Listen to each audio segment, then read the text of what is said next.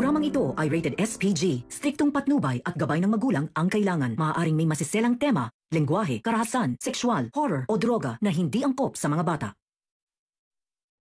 Mga lihim ni Attorney Alon at ang mga manipulasyon nito. Alamin natin. Welcome back sa aking channel. Mga kaganapan sa Lilet Matias. Sa katangahan nga nitong si Eira, ay mas kinampihan pa niya si Attorney Alon kesa sa sarili niyang kapatid na si Lilet Matias. Nakuha pa nga ni Eira na sumama kay Attorney Alon sa presinto. Sa presinto nga ay pinalabas ni Attorney Alon na talagang wala siyang kinalaman sa okasasyon ni Lilet Matias. Pagkatapos ng tanungan sa presinto ay magkasama pa rin si Eira at Attorney Alon. Tinanong sila ng wedding coordinator kung ire-resched na lang ba ang kasal nilang dalawa. Humingi ng oras si Eira para makausap si Attorney Alon. Gusto kasing alamin ni Eira ang lahat ng tungkol kay Alon. Dahil dakilang manipulator itong si Alon, ay himalang inamin niya ang lahat kay Eira. Inamin niya na totoo ang sinasabi ni Lilet, na siya at si Renren Feliciano ay iisa.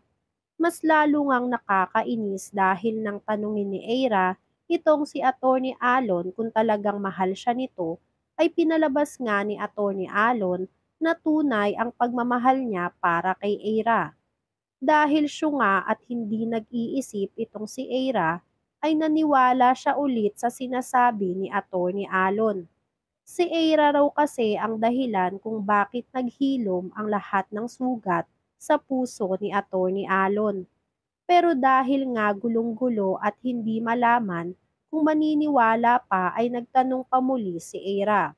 Bakit daw hindi agad sinabi sa kanya ni Attorney Alon? Bakit nga kailangan pa na sa iba pa niya malaman? Nagsabi naman si Attorney Alon na natakot lang siya na mawala si Eira sa buhay niya. Pinilit niyang paniwalain si Eira sa lahat ng kasinungalingan. Wala raw talaga siyang kinalaman sa pagkawala ni Mang Kanor. Gustong-gusto na raw sana niyang aminin ang lahat kay Eira.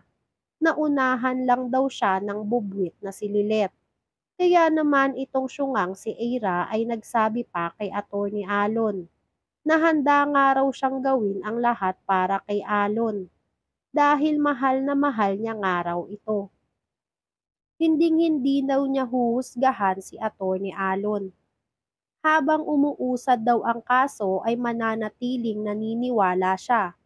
Pero oras nga daw na malaman niya ang totoo ay hindi na raw niya alam kung ano ang magagawa niya.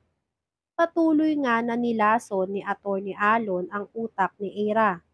Mabubulaklak na salita ay patuloy na sinasabi nitong si Attorney Alon.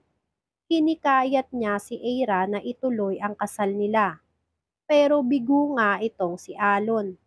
Ayaw na nga muna ni Eira ituloy ang kasal nila habang hindi pa raw nga tapos ang kaso ni Attorney Alon. Nagpanggap nga itong si Attorney Alon na okay lang sa kanya ang desisyon ni Eira. Kahit nga sa loob-loob niya ay inis na inis siya. Natapos nga ang pag-uusap nilang dalawa. Nagkulong itong si Eira sa loob ng kwarto niya. Iniisip lahat ng nangyari kanina. Dadamayan sana siya ni Attorney Spanky pero gusto niyang mapag-isa. Gusto lang daw niya isipin lahat ng revelasyong siniwalat nitong si Lilet.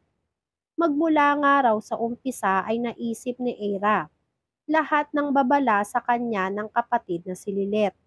Kaya hindi niya mapigilan na maging emosyonal. Halos magbola nga itong si Eira sa sobrang sama ng mga nangyayari. Litong-lito na nga siya kung sino ang paniniwalaan niya. Gusto lang naman daw ni Eira na maging masaya sa buhay. Pero miserable pa rin hanggang ngayon ang buhay ni Eira. Kinabukasan nga ay si Lilet Matias na ay hindi nakapag-focus.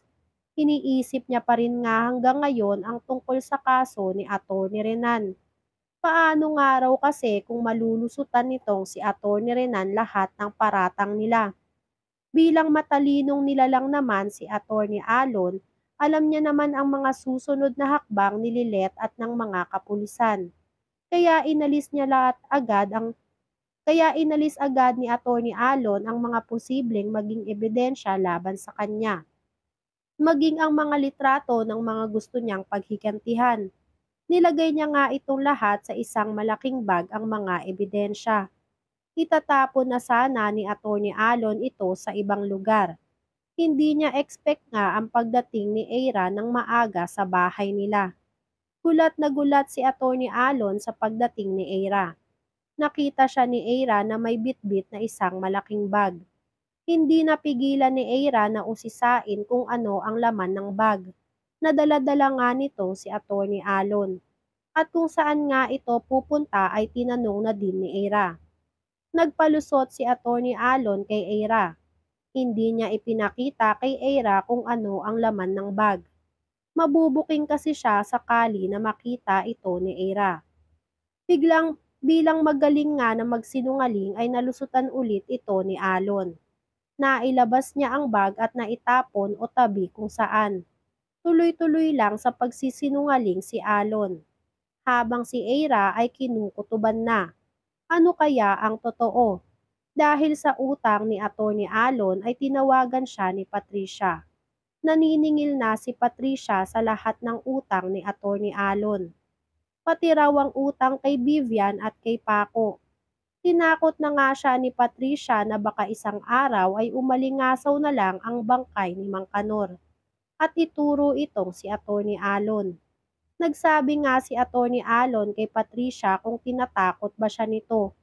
Kaya nagtakutan silang dalawa ng tungkol sa baho nila. Pareho nga kasi sila na may lihim na tinatago. Kaya kung isa sa kanila ay umalingasaw ay tiyak na babubuking sila. Hindi kasi sila papayag na sila lang ang makulong. Kung sinong kasabwat nila ay sure na kasama sa kulungan. Walang nagawa si Patricia sa paniningil kay Attorney Alon. Hindi naman niya mapilit si Alon dahil wala pa daw siyang pera. Nahihirapan pa nga si Alon na mangikil kay Eira. Lalo pa nga ngayon na iniimbestigahan siya. Kasabay pa nga ng pagtanggi nitong si Eira na ituloy ang kasal nilang dalawa. Kaya sobra-sobra nga ang pag-iisip ni Alon. Kung dadagdag pa nga si Arsenal ay tiyak na malilintikan siya. Kaya gusto na niyang madaliin ang lahat. Sinadya naman ni Calorena si Lilet sa bahay ng mga matsyas. Gusto niyang makipagtulungan kay Lilet. Lalo pa nga at may nakuha ulit siya na mga impormasyon tungkol kay Attorney Alon. Nabigla naman ang pamilya Matsyas sa pagdating ni Calorena. Hindi nila expect na pupuntahan pa si Lilet sa bahay.